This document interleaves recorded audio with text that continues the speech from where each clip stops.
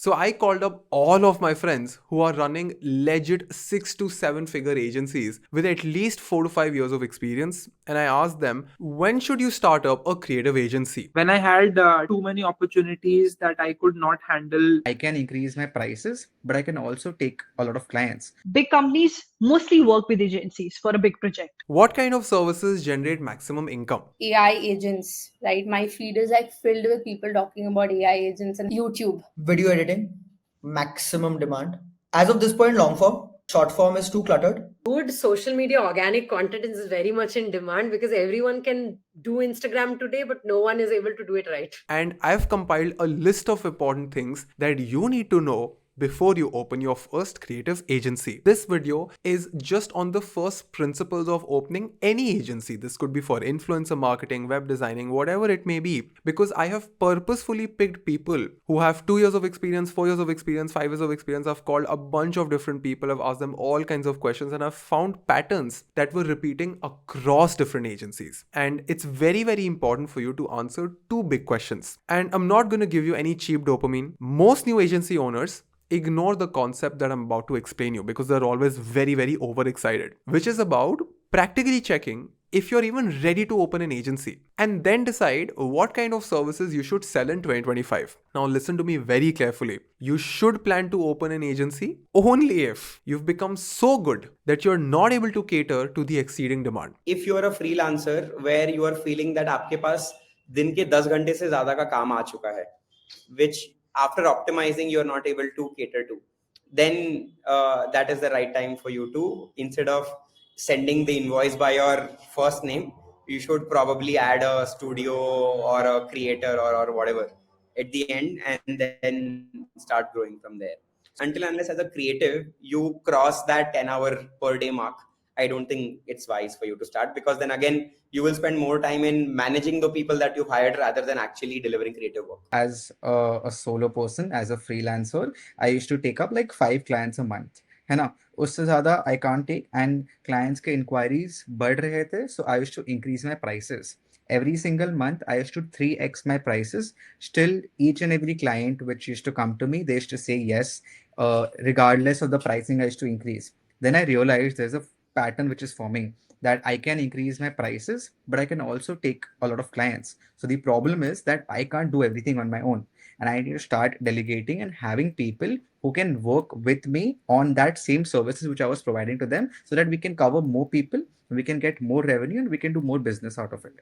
That's when I started realizing ki, okay, it's time to do it. Which means your evolution as a creative person should look like this. First, you become a freelancer in a domain that you are naturally passionate about. And this can include fields like social media management, content creation, brand design, video production, digital marketing, SEO, website design, whatever it may be. Now, if you're confused about what niche to pick, I have already explained that in my how to choose a career video. I'll put the link in description. But before we move ahead, let me introduce you to the sponsors of today's video, Odoo. A suite of more than 45 business management apps, including invoicing, accounting, project management, inventory, website, e-commerce, and more, to help you manage your entire business from one single platform. Odoo CRM application, a customer management centric tool, has been designed to simplify your business relationships, track leads, manage opportunities, and help close those money-making deals. Here is how Odoo CRM can make a difference in your business. Odoo helps you visualize and manage opportunities by stage with Kanban cards showing key details like expected revenue, priority, assigned person, and upcoming activities. You can easily track progress by dragging and dropping cards across stages. Within the CRM, you can schedule calls, meetings, or tasks and centralize all your emails and exchanges through the chatter within the task description. You can save a lot of time using email templates and ChatGPT integration for quick and professional emails. Odoo puts advanced analytics at your fingertips, enabling you to track performance, forecast results, and create custom dashboards to measure what matters most. So whether you're just getting started or managing a growing business, Odoo CRM is your go-to solution for centralized, efficient customer relationship management. You can even have the first app for free, and if you want the entire software, you can get it for a monthly cost of rupees 580 per user per month. So check out Odoo today by clicking on the link in description or the pinned comments. Now, let's get back to the video. But in terms of scope in general, social media, branding, even video editing, these are evergreen fields. They're not getting outdated at all. Fundamentally, pick a niche that you're naturally interested in that can help a big business either save time or make money. It is literally as simple as that. So what's the need of the hour is more volume of content required, more volume of creation required. So that's when we felt the need of starting a content studio. That is, an end-to-end content first creative studio, no agency required in the picture, no production companies required in the picture. It's a unique blend of both of these entities into one. So I have a team of creative writers, designers, and directors, producers, and whole post-production setup that in-house. Because I tried so many things, I think, that's how I basically explored what is kind of helping me make more money. It was not more about what I'm passionate about per se.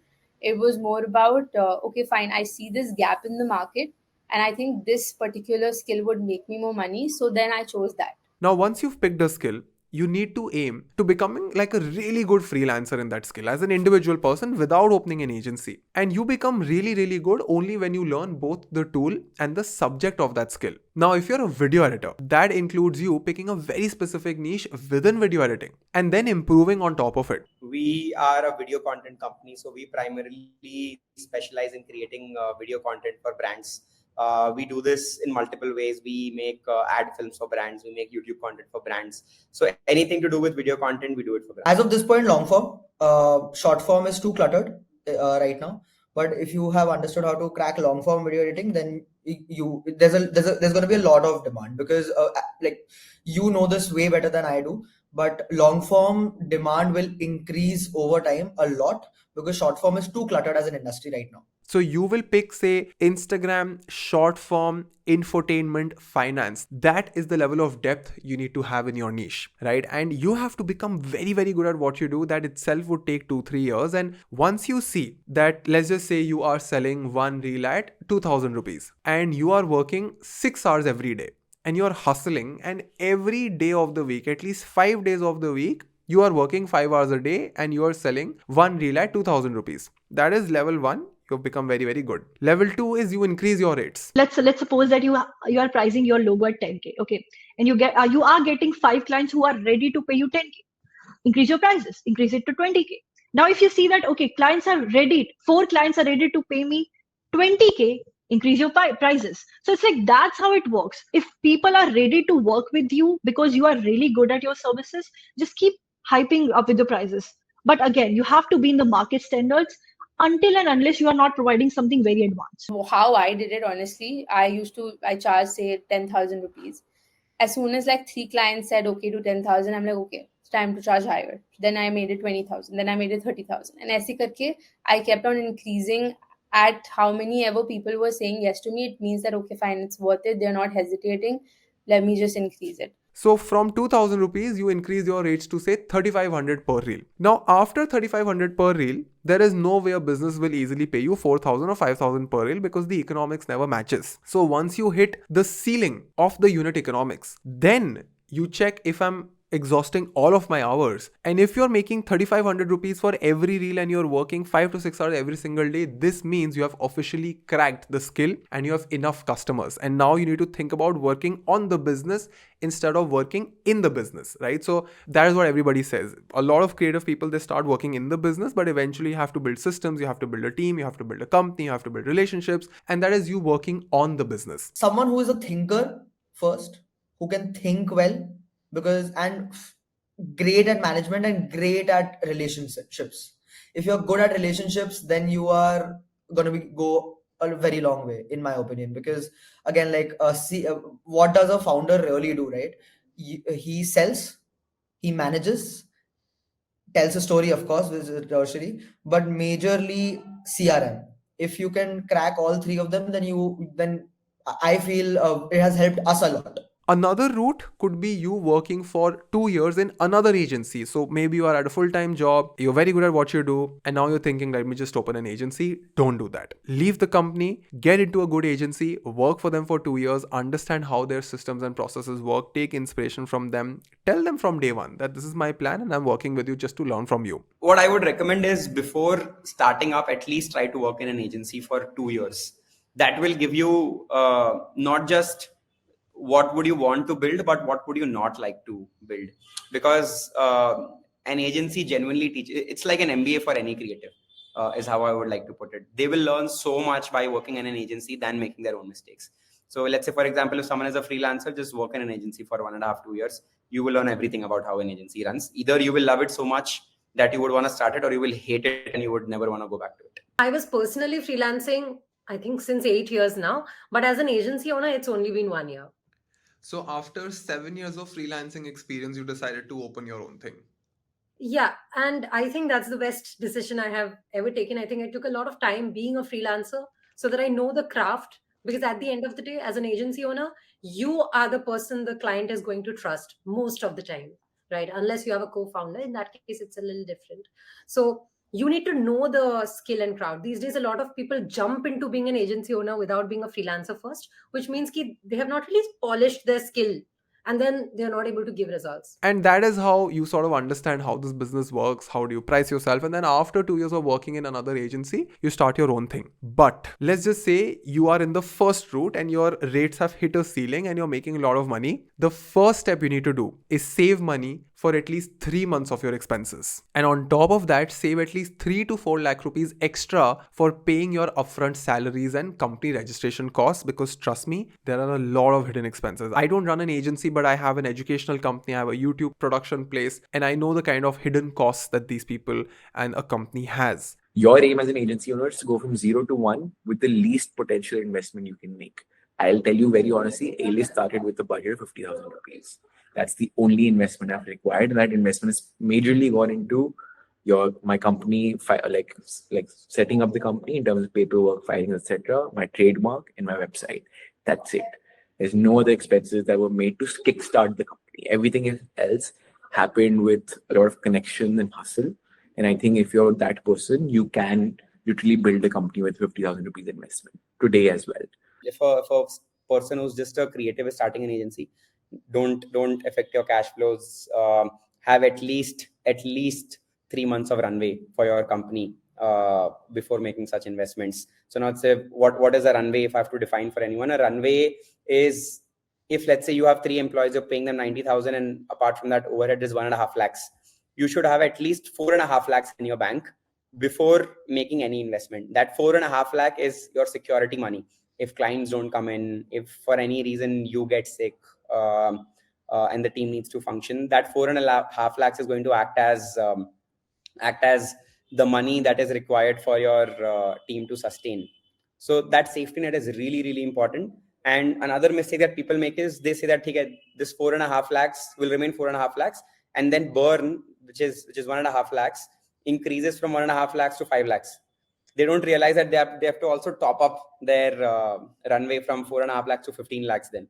So that becomes very, very important. Now, once you have all of these things sorted, start with a very specific niche and don't try to sell too many things. So, I've seen two kind of agencies taking shape, and one were very niche, like we started very niche, which is like UX. The other ones were like they try to do everything, like they call themselves digital agency of sorts, where I saw, and I don't want to take examples, but there's another company which started at the same time, as a digital agency, and we were as a very focused UX. It was difficult for us to find customers initially because, you need proven track record of right kind of work, etc. in UX. And digital agency, you can get any kind of work. Probably a restaurant would give you, to design flyers, etc. You would get that initial cash flow, which you might like, but it will never add back that value that you need over the years. It was a challenge for us to kind of get our first set of customers, good customers in the first 3 to 6 months. But once we got into we started with startups because it was easier for us to kind of talk to founders directly, shorter sales cycles, etc. A larger company would take, kind of months to kind of close. But what we realized that once we were very focused at what we were doing, our portfolio was very focused at kind of products we were designing, be it consumer centric or be it SaaS. So it made us people have that recall value. Okay, if you want to talk about CX or UX, let's talk to this company, right? And we got into that founder circuit, we got into that VC circuit easily, right? If compared to if you were trying to sell everything. Mine is like more of like complete YouTube packaging, like title, design, and everything, strategy, पूरा overall messaging क्या होना चाहिए thumbnail का. So the complete strategy part of it, like a very few designers or creators are doing. तो उसमें आप thumbnail भी देते हो और टाइटल भी देते हो इस तरीके से? Yeah, yes. Title, thumbnail, and sometimes like the creator that I'm working with from the past 1.5 years, उनका I'm also helping with the intro कैसा होना चाहिए या पूरा एक messaging क्या होना चाहिए उस type में सब कुछ. Almost every big agency started with a very small niche and then they eventually expanded, and now they would have bunch of services to sell. But a lot of agency owners think that, oh, if this guy is selling so many things today, maybe I should also do the same. I started working for authors, and I think for the first 3-4 years I was only specifically working for authors or people who had written books and they have some sort of an expertise that they sell. But then I realized that authors specifically don't always have a lot of money because publishing industry is a very difficult industry to survive in, right?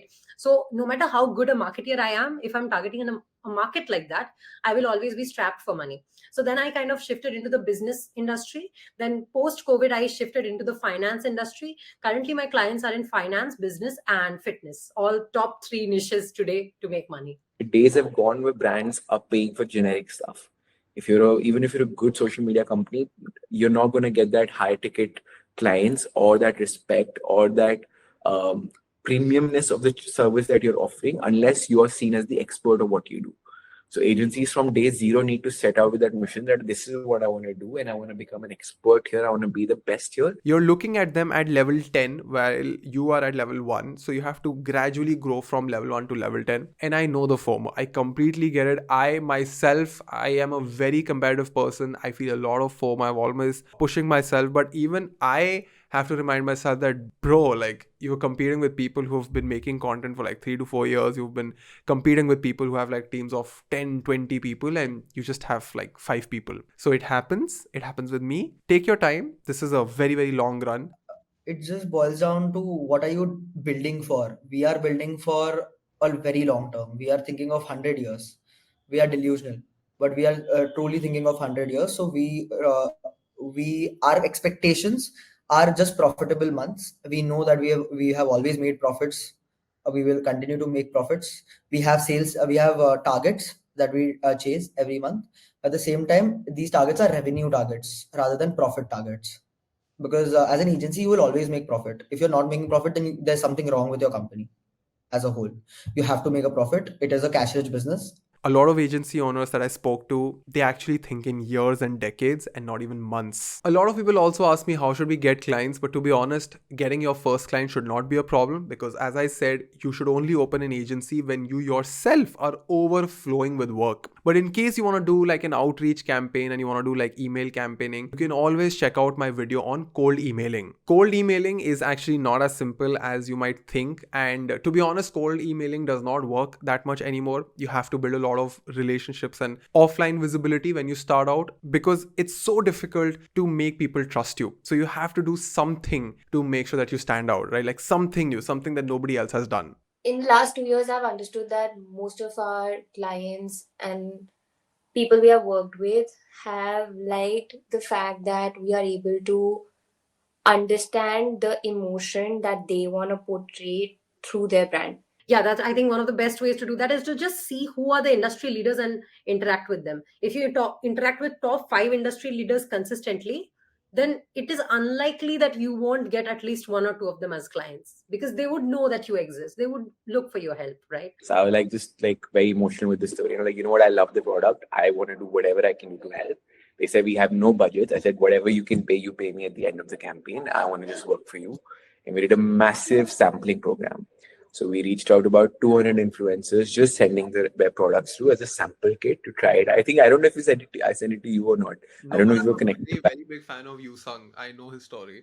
Yeah. So we sent it to them, and bro, within 3 months, like their business just picked up because the product was so good, right? Everything about from the branding to the product to the online social media to the culture that they had built was so good that it worked. And now they, like, what, 4 years down the line, they have 8 stores. They're really doing well as a business. And I feel that all at that point they needed was just this initial validation and traction that they got from our influencers. And they still till date thank me for, like, almost, like helping them have hope that, listen, we should continue doing this. A lot of people feel that when they open up an agency, they need a fancy office or too many people. That is totally not the case. Initially, we did have a pool of freelancers that we were working with because getting fixed cost was very difficult. So we had 4-5 people in house, and then we had a pool of freelancers that we were working with. With freelancers, what we realized, shorter projects are easy to do. Because accountability, people have their own plans, they would have get the projects, etc. You cannot get that commitment out of a freelancer, obviously, because they are also committed at 2-3 other places. So shorter projects, it worked for us. Office is absolutely not needed to start an agency. Agency is nothing but it's a collection of, it's a team of people, right? It's a people-driven business. It's a service business, which means your entire product or your service is nothing but the abilities of the people that you have in your team. The most important prerequisites are actually a company name, a decent logo that you can get from a platform like Kittle or even ChatGPT. Then you hire a designer to trace it out on Adobe Illustrator. The trademark filing for that name, which by the way takes at least 1 year. A domain name, so your company name with a .com, you need to have that. A professional email for sure. A portfolio of your work either on the domain website, or you can just make a Notion portfolio. How to use Notion, we've made a detailed course. I'll put the link in description. Any testimonials that you can ever have from anybody, please upload them on the website, on your Google Drive, however it may be. And a good LinkedIn profile. We've already made a very detailed video on how to make a good LinkedIn profile. Please check that out. When you're starting out, don't try to exceed your expenses. Work remotely, keep your team very, very lean, and make sure you focus more on hiring less but great talent. Right? When I say less, basically fewer people, but those few people need to be your A players. For me, having an A team was number one. I have hired and fired a lot of people in the process because one of my key learnings was that if you feel like, okay, someone is not the right fit and has made a couple of mistakes, just because they have the zeal to do it, don't give them chance over chance, because they're not the right fit probably for the job. And with an early stage, I feel like you need to have someone who is hungry for work, but at the same time very smart in terms of picking up work. The skill sets match. I think those things are very, very important. And here, only passionate people in this particular industry, only passionate people can work. The hours are very long. I'm sure every industry would have their own pros and cons, but here specifically on ground work, being on field for such lengthy hours, being in every new city every 3 days is also a difficult task. So I feel like unless they're passionate enough and they have that hunger for work and want to grow in life, they would not be able to sustain in this industry. I think teams have to be lean as an agency. The leaner your team, the better, the more efficient you are, the better for the culture. You will have a lot more, there's a lot more accountability within the entire organization when the team is lean and there's specialized people handling specialized roles. One. Secondly, you should only hire, and it's actually said by Naval Ravikant as well. Like, you should absolutely only hire when you feel you absolutely need to. That you cannot survive a day more without needing additional person. It's almost like, oh, you literally cannot work anymore, so you need that additional person, and that's a mantra one should follow, especially in an agency world, because your majorly cost again is your employees, right? So until you feel like, okay, I've completely maxed out the bandwidth of my team, I cannot possibly do more work, that's when you go out and get an additional hire.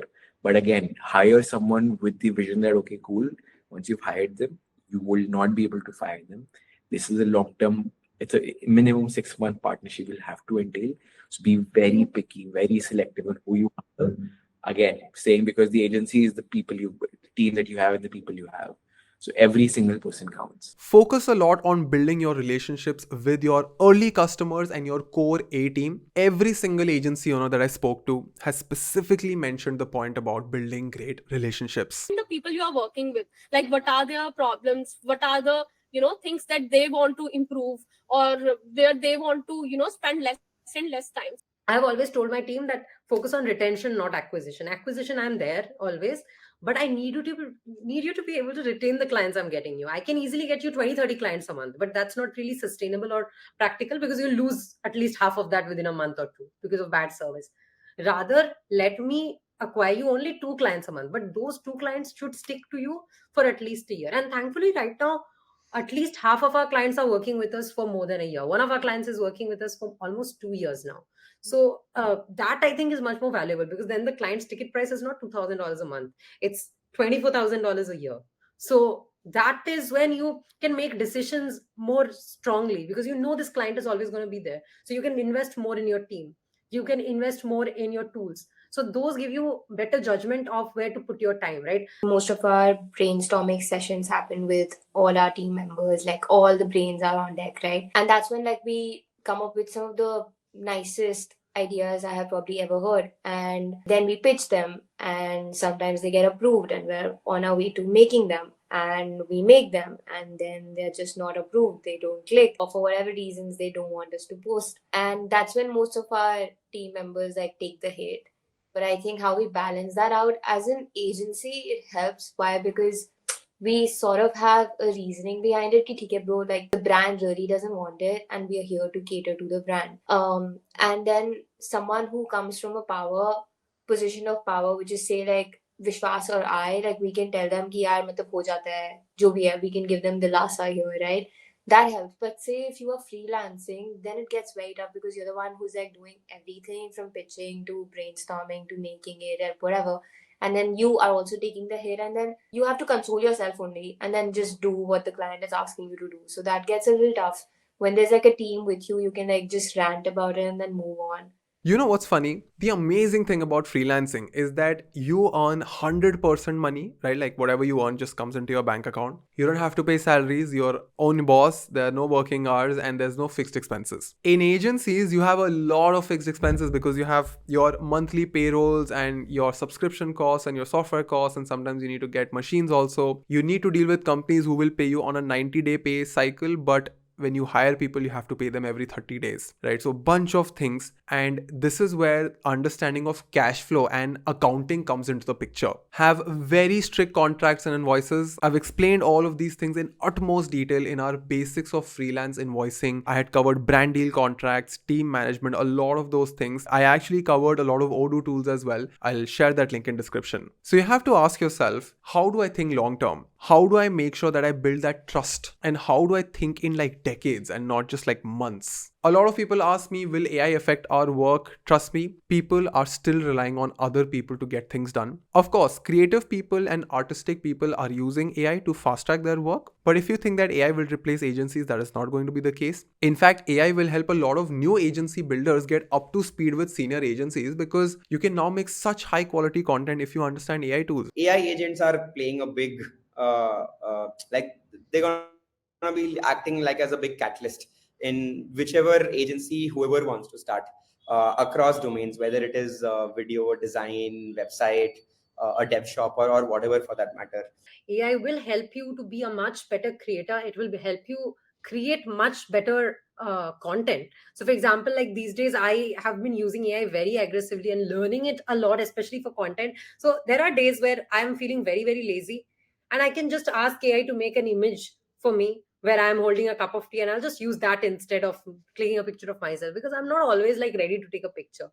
And content is an important part of my work. Okay. Secondly, a lot of times we have clients also who are very busy, and then they don't give us pictures, they don't give us content, and it becomes very hard for us to create content for them at that point.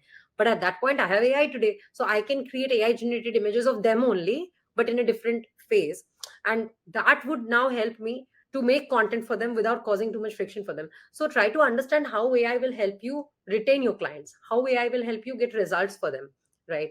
So I think instead of being afraid, you just have to kind of tune into your understanding of how AI is helping the business, because AI alone cannot build a 6-figure or 7-figure business. AI has to be used by someone with a very, very sharp brain to be able to make money. So there is this new wave of agencies which are coming up, and their whole responsibility is how do you do SEO for chatbots? And what that means is, let's say that you are running a wellness brand in which you're talking about how can you um, reduce hair loss, right? Let's talk about that.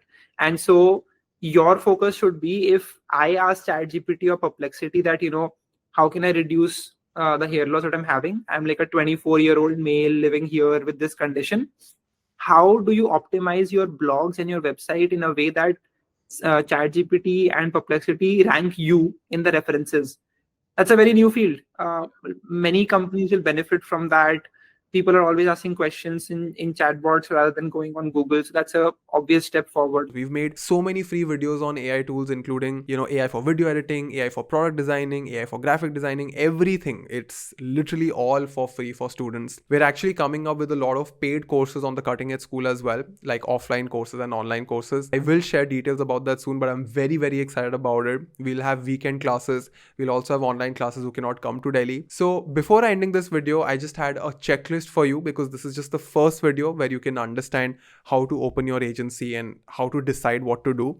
Have proven expertise as a freelancer, or at least 2 years of agency experience. You have to work in an agency before you decide to do your own thing, or be incredibly packed with work as an individual freelancer, which means you need to have consistent overflow of client work and good enough demand for you to hire more people. You need to have savings for at least 3 months of personal expenses and additional 3 to 4 lakh rupees for any surprising expenses, your company registrations, your salaries, your TDS, whatever it may be. Have a natural passion and expertise in your chosen domain. Have a company name, trademark that name, have a .com for that company, have a good portfolio of work, include client testimonials, and please clean up your LinkedIn profile. You also need to have a LinkedIn company profile as well, which is not your personal profile. Please Google about it.